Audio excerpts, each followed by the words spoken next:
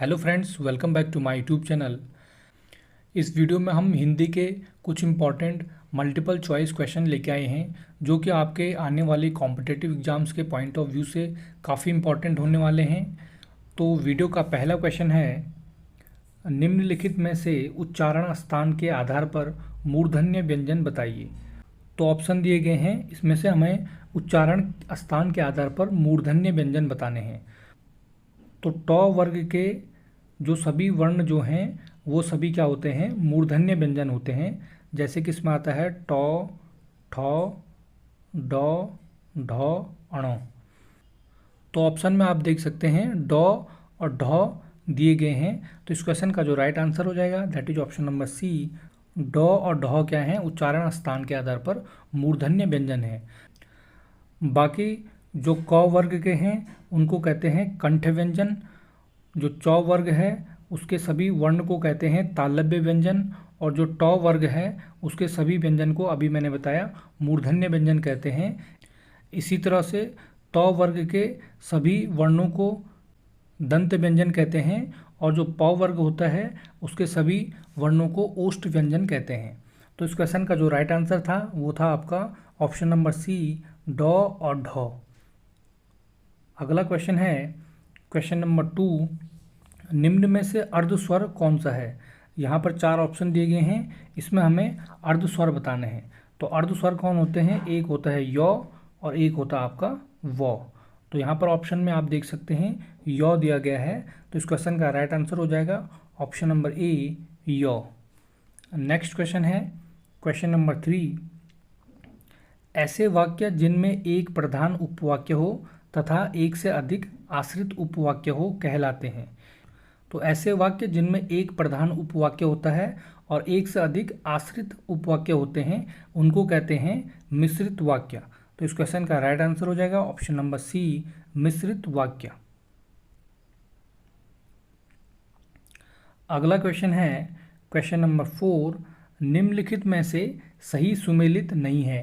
4 option दिए गए हैं जिसमें आप देख सकते हैं यहाँ पर रचनाएं दी गई हैं और उनके आगे लेखक के नाम दिए गए हैं। तो इसमें हमें बताना है कौन सही सुमेलित नहीं है। तो सबसे पहले देखते हैं option number A, Iravati Jaishankar Prasad. तो इरावती किसने लिखी है, जयशंकर प्रसाद ने ही लिखी है, तो ये वाला ऑप्शन तो सही है।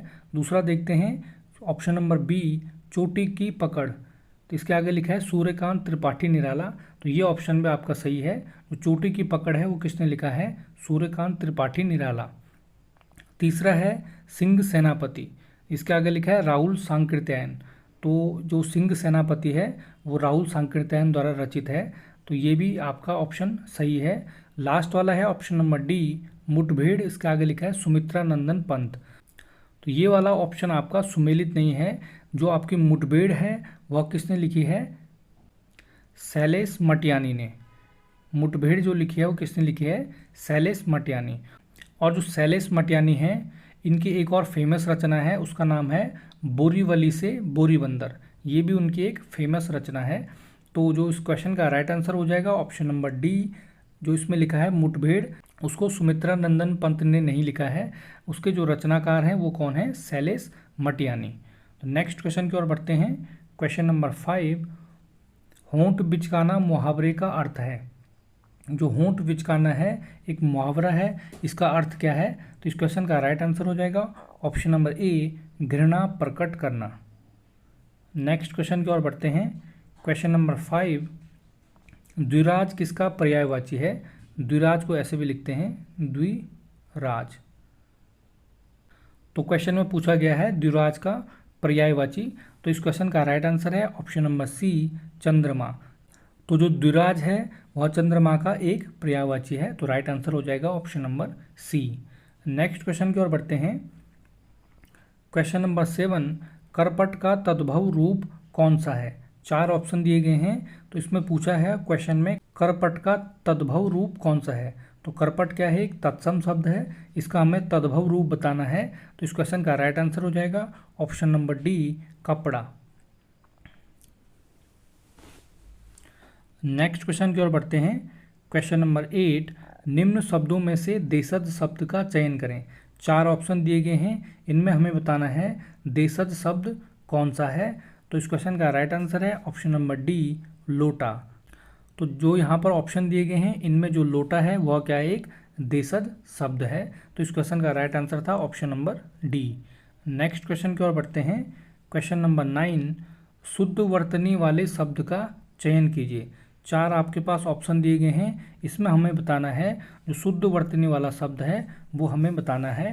तो आप देख सकते हैं जो ऑप्शन नंबर ए है अंत्याक्षरी, तो ये क्या है, ये इस क्वेश्चन का राइट आंसर है। ये क्या है, शुद्ध वर्तनी में लिखा गया है। और बाकी जो ऑप्शन दिए गए हैं वो क्या है, आपके अशुद्ध वर्तनी है। जैसे यहाँ पे लिखा है पूजनीय, तो पूजनीय का शुद्ध जो वर्तनी होती है वो क्या है, पूजनीय होता है। इस तरह से होता है पूजनीय। और जो यहाँ पर तदोपरांत दिया गया है ये भी क्या है, अशुद्ध वर्तनी है। तो जो इसका शुद्ध वर्तनी होता है वो होता है आपका तदुपरांत। इस तरह से होता है तदुपरांत। और जो लास्ट में ऑप्शन दिया गया है कवयित्री, तो ये भी क्या है, अशुद्ध लिखा गया है। कवयित्री किस तरह से लिखते हैं, वो लिखता है आप कवयित्री, कवयित्री।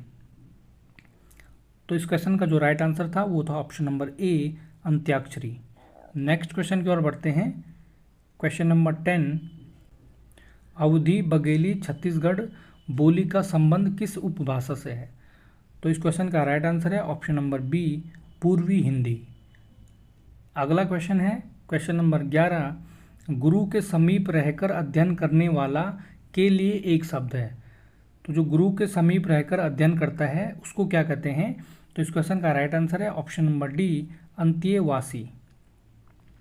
नेक्स्ट क्वेश्चन की ओर बढ़ते हैं। क्वेश्चन नंबर 12, शांत रस का अस्थायी भाव है। जो शांत रस है उसका अस्थायी भाव पूछा गया है। तो 4 ऑप्शन दिए गए हैं। तो इस क्वेश्चन का राइट आंसर है ऑप्शन नंबर डी, निर्वेद। जो निर्वेद है वो क्या है, आपका शांत रस का अस्थायी भाव है। नेक्स्ट क्वेश्चन की ओर बढ़ते हैं। क्वेश्चन नंबर 13, वह नौकर नहीं आया एक वाक्य है, इसमें हमें बताना है कि वह कौन सा विशेषण है। एक वाक्य दिया गया है यहाँ पर, वह नौकर नहीं आया।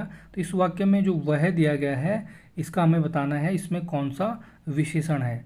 तो इस क्वेश्चन का राइट आंसर है ऑप्शन नंबर बी, सार्वनामिक विशेषण।